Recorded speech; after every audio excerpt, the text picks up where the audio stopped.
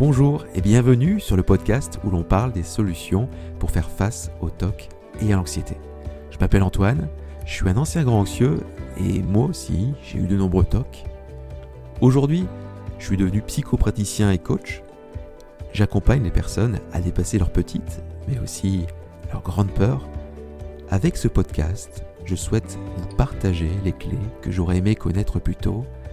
Saisissez-vous de celles qui vous conviennent parce que oui, il est possible d'aller mieux. Aujourd'hui, je réponds à la question d'une auditrice. D'ailleurs, ce n'est pas vraiment une question, mais plutôt un ras-le-bol. Elle me raconte, j'en ai marre, j'avais ces peurs de faire mal aux autres, et aujourd'hui, c'est la peur de me suicider qui m'empêche tout simplement de vivre. Jamais je m'en sortirai de ces foutus TOC. Alors c'est vrai que ça peut arriver, ce genre de choses, que le TOC passe d'une thématique à l'autre, et c'est vrai que lorsque ça nous arrive, c'est vraiment décourageant. Ça peut vraiment donner l'impression que jamais ça s'arrêtera. La phobie d'impulsion est un TOC particulièrement labile. Alors pourquoi ? Parce que il est déjà moins ancré dans des comportements précis, et en fait les compulsions elles sont davantage mentales. Donc c'est très facile pour lui, j'ai envie de dire, de se déplacer d'un sujet à l'autre. Aujourd'hui, je vais vous donner les 3 raisons qui, selon moi, expliquent pourquoi les TOC à dimension obsessionnelle forte ont tendance à changer de thématique au cours du temps. Comprendre ce qui nous arrive est important, certes, mais je vous donnerai ici également une explication sur comment rebondir lorsque cela vous arrive. Alors, pourquoi la phobie d'impulsion peut se déplacer ? La première raison, selon moi, c'est ce que j'ai appelé l'effet de nouveauté. Cela peut paraître horrible comme ça, mais lorsqu'on a des phobies d'impulsion, comme cette personne, la peur de faire mal à ses proches, en fait, au bout de quelques mois, il y a une forme d'habitude qui commence à se mettre en place. On s'attend à avoir des pensées intrusives, elles font partie de notre quotidien, on les connaît bien. Bien souvent, on a mis en place tout un tas de rituels ou d'évitements pour éviter de trop souffrir. Et finalement, on les gère, même si elles nous pourrissent encore la vie.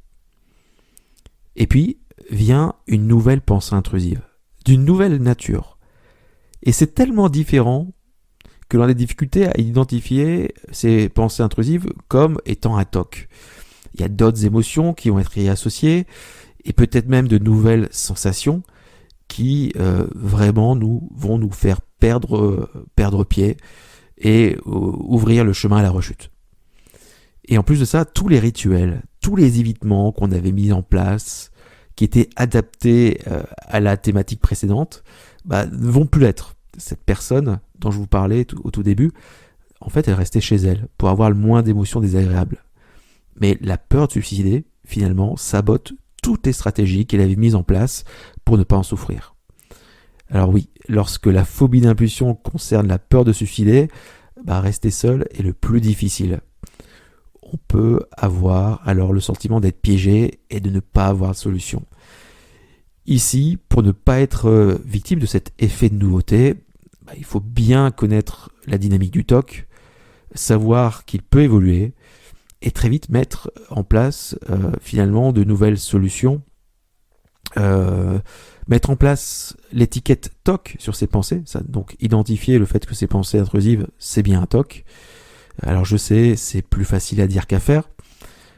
Dans tous les cas, si vous faites une rechute comme celle-ci, demandez ou redemandez de l'aide. La stratégie pour se libérer d'un TOC ou d'un autre n'est pas forcément la même. La seconde raison de ce déplacement de symptômes est l'effet de plus grande peur. Beaucoup de personnes que j'accompagne sont passées par des phobies d'impulsion de nature différente. La peur d'insulter, la peur de frapper, la peur de commettre des actes sexuels interdits. Il y a souvent une hiérarchie qui s'en dégage, avec une peur plus horrible que l'autre. Et il suffit parfois d'un simple reportage vu à la télé pour que la peur se déplace tout simplement d'un rang. Et cette plus grande peur, forcément, elle va attirer davantage notre attention, ce qui fait qu'elle va presque, bien souvent, effacer complètement l'ancienne. Donc c'est pas que le TOC a disparu, c'est qu'il a muté, on pourrait dire ça, d'une certaine manière. Cette peur est plus horrible, plus bien souvent inavouables. Et en fait, pourtant là, il y a une opportunité à saisir, celle de retirer un doute et de faire reculer le TOC. Alors laquelle ? Une phobie d'impulsion qui change de thématique, c'est une occasion nouvelle d'aller plus loin dans le processus de diffusion du TOC. Si vous aviez peur de faire du mal à vos proches et que cette peur n'existe plus au profit d'une peur cousine, qui est celle de vous faire mal par exemple, en fait c'est un argument majeur qui démontre que ces pensées intrusives ne racontent rien sur ce que vous pourriez faire. Quand on est un jour schizophrène, un autre pédophile et encore le suivant psychopathe, en fait ça devient tellement n'importe quoi qu'on a plus de chances de se rendre compte encore avec plus de profondeur que ces pensées intrusives sont juste l'expression d'un trouble anxieux et rien d'autre. La troisième raison, c'est une raison un peu plus profonde. En fait, c'est lié à des croyances de fond qui se mettent en place lorsqu'on souffre de phobie d'impulsion. Quand je parle de croyances, je ne parle pas ici de croyances religieuses, mais de ce que vous croyez vrai à propos de vous-même. Une croyance est quelque chose de très puissant dans votre esprit, et les croyances modifient nos pensées, notre réaction à nos pensées, nos comportements, de ce que l'on croit capable de faire ou non. Et chaque crise de phobie d'impulsion est comme un traumatisme avec un petit t ou un grand T, suivant les émotions, qui va venir renforcer tout un tas de croyances. Des croyances qui vont ouvrir la porte à d'autres types de phobie d'impulsion, voire même d'autres types de TOC avec encore plus de compulsions. Quelles sont ces croyances ? Il y en a tout un tas, mais il y en a une quand même que l'on trouve assez fréquemment, c'est celle-ci. Mes pensées sont dangereuses. Et de façon plus générale, mon mental est un de mes pires ennemis. Je ne le contrôle pas. Je ne contrôle pas mon monde intérieur. Donc tout ça, c'est des variantes de la même croyance. Et en fait, ça va entraîner une hyperfocalisation sur ce qui se passe dans votre tête. Une hypervigilance qui va être toujours plus ou moins là. Et dès qu'une pensée, un peu bizarre, dès qu'une pensée va se manifester, votre système de protection interne va se mettre en alerte pour signifier qu'il y a un danger. Les personnes qui ne souffrent pas de phobie d'impulsion n'ont pas cette croyance à propos de leur mental. Et lorsqu'une pensée étrange se manifeste dans leur esprit, ils sont davantage capables d'en faire abstraction, car cette pensée n'est pas signalée comme dangereuse par le système nerveux. Oui, je rappelle que même une personne qui n'a pas de TOC a des pensées intrusives.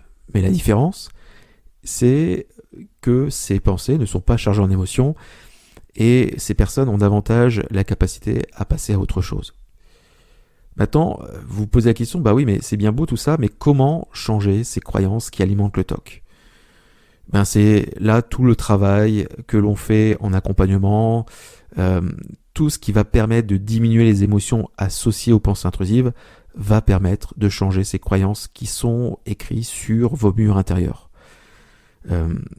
D'ailleurs, c'est en partie à cause de cela que lorsque l'on va travailler sur un des scénarios du pire, par exemple avec l'exposition, un exercice de TCC, les autres scénarios ont tendance à diminuer en intensité émotionnelle. Il y a une forme d'effet de généralisation qui se fait. Par exemple, si vous travaillez sur les couteaux, toutes les croyances de type « je suis un danger pour les autres », ces croyances vont perdre en force et on va alors percevoir notre problématique autrement. Les autres objets ou situations qui vous font peur, vont perdre en intensité. Je pense que l'importance des croyances est largement sous-estimée dans le traitement des TOC. Il y a aussi des techniques qui permettent de les travailler, ces croyances, de les travailler davantage en profondeur en utilisant par exemple des états modifiés de conscience. C'est un peu long à vous expliquer ici et ce sera sans doute, pourquoi pas, l'objet d'un prochain épisode. Donc pour résumer, pourquoi les TOC ont tendance à se déplacer, pourquoi la thématique de votre phobie d'impulsion change. Premièrement, il y a cet effet de nouveauté dont je vous ai parlé, il y a l'effet de plus grande peur, et ensuite, enfin, il y a les croyances de fond qui se sont forgées à cause de cette histoire qui s'est construite avec votre TOC. On arrive à la fin de cet épisode. Si ces informations vous aident, si ce contenu vous parle, aidez-moi à aider d'autres personnes qui souffrent comme vous de phobie d'impulsion. Partagez cet épisode, likez-le, parlez-en autour de vous. Et pourquoi pas à votre thérapeute. J'ai beaucoup de thérapeutes justement qui s'inscrivent sur la newsletter et qui semblent intéressés par ce qui est raconté ici. Je vous dis à bientôt et rappelez-vous, oui, il est possible d'aller mieux.